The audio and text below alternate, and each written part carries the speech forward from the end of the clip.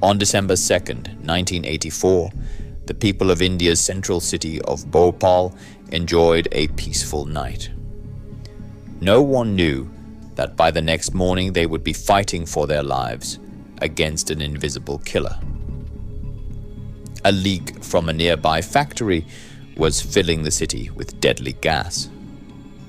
But what exactly happened in Bhopal, and how did this catastrophe become the worst industrial accident in history?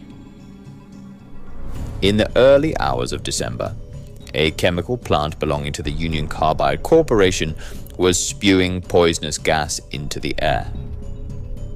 It started with a small leak, but within minutes it became a massive cloud, spreading throughout the whole city. The gas made its way into people's lungs and seeped into their skin, burning them from the inside out. Some died instantly, while others were left with permanent disabilities. People who survived the initial exposure later developed severe respiratory problems, blindness, and cancer. And even today, decades later, the effects of the disaster continue to be felt by the people of Bhopal. So what exactly was this mysterious gas? Why did it happen? And why is the Bhopal Gas Tragedy considered to be the worst industrial accident in history? Before we get into the details of this horrific event, we want to give you a quick overview of the city of Bhopal itself.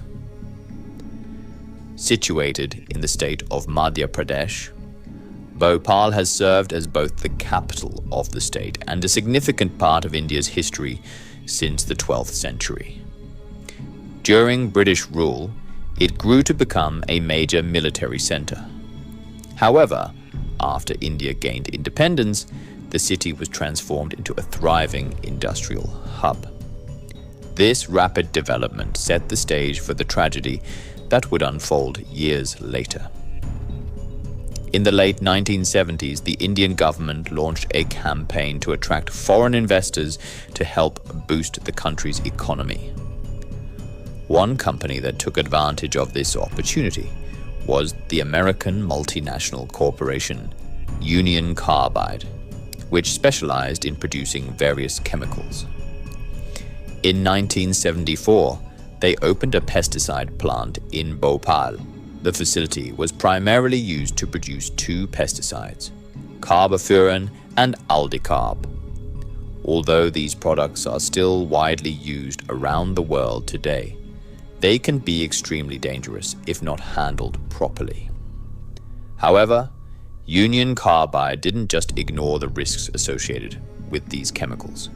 In fact, the company had already experienced several accidents before opening the Bhopal plant. For example, in 1976, there was a leak of methyl isocyanate, also known as MIC, at one of their factories in Institute, Pennsylvania. This incident caused 6 employees to lose their lives and over 200 others to be hospitalized. Despite this, the company proceeded with opening the Bhopal plant. Moreover, once the plant was up and running, the company failed to implement any proper safety protocols or emergency plans in case something went wrong.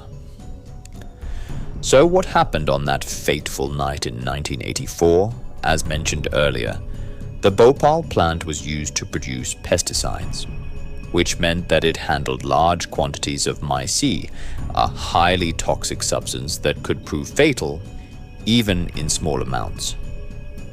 On December, a routine maintenance procedure was being carried out on the MIC storage tank. The workers were supposed to remove some of the gas from the tank and send it to another storage facility. However, due to human error, a valve was accidentally left open, causing the MIC to escape and fill up the entire plant.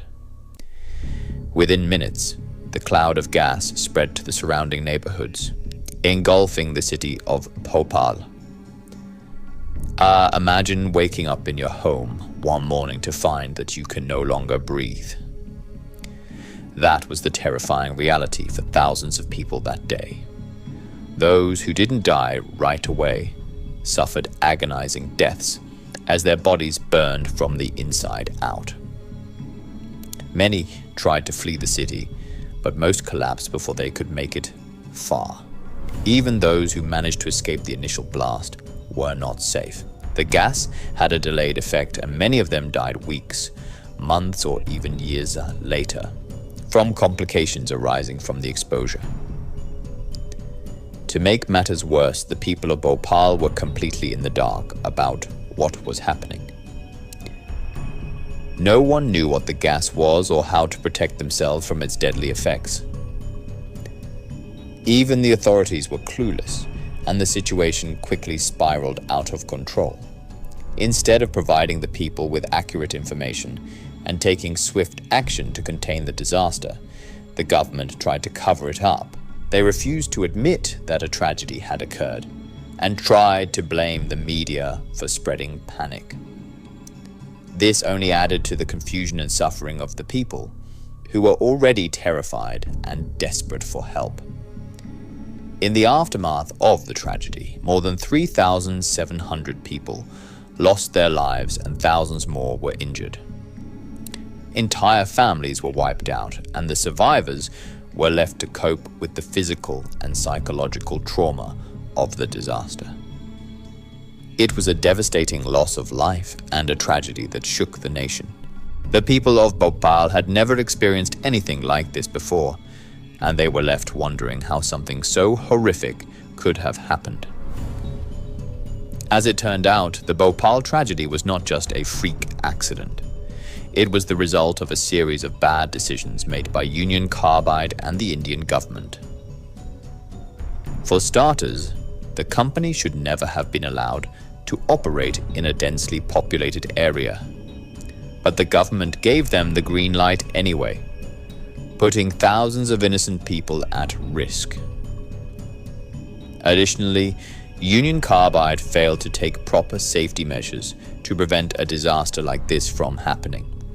And when the tragedy struck, they did not have a plan in place to deal with the situation.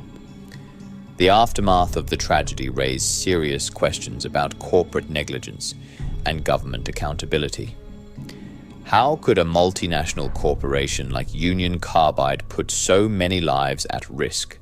And what was the government doing to protect its citizens? The tragedy sparked widespread public outrage and calls for justice. People demanded that Union Carbide be held accountable for their actions and that the government take steps to prevent such disasters from happening again. But instead of taking responsibility, Union Carbide tried to shift the blame onto the Indian government. They claimed that the disaster was caused by sabotage and terrorism, which was later disproven. The company then offered a paltry compensation of $47 million, which was far from enough to cover the medical expenses of the victims, let alone provide for their families. This move was seen as an insult to the victims and their families, who were still reeling from the tragedy.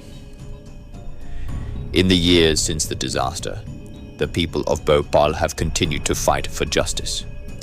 They have launched numerous campaigns to hold Union Carbide accountable and demand fair compensation for their losses.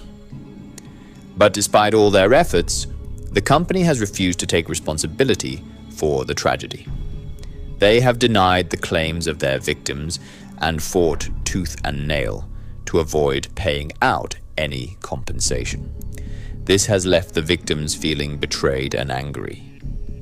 Even though decades have passed since the disaster, the people of Bhopal are still dealing with its aftermath.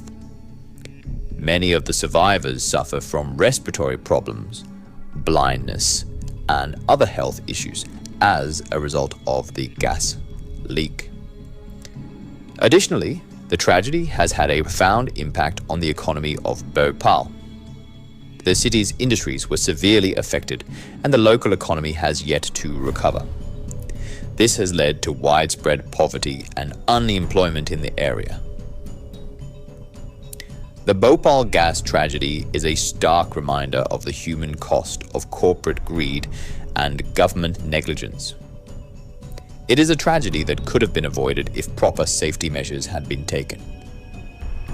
But instead, thousands of innocent people lost their lives and countless others were left to suffer. The people of Bhopal deserve justice and accountability from those responsible for this tragedy. In the wake of this disaster, it is essential to reflect on the lessons learned and work towards creating a safer future. We must hold corporations accountable for their actions and demand that they take the necessary steps to prevent such disasters from happening again. We must also support the people of Bhopal in their fight for justice and ensure that they receive the compensation they deserve for their losses. Thank you for watching and supporting us. If you enjoyed this video, please don't forget to share it with your friends and family and subscribe to our channel for more informative and entertaining content.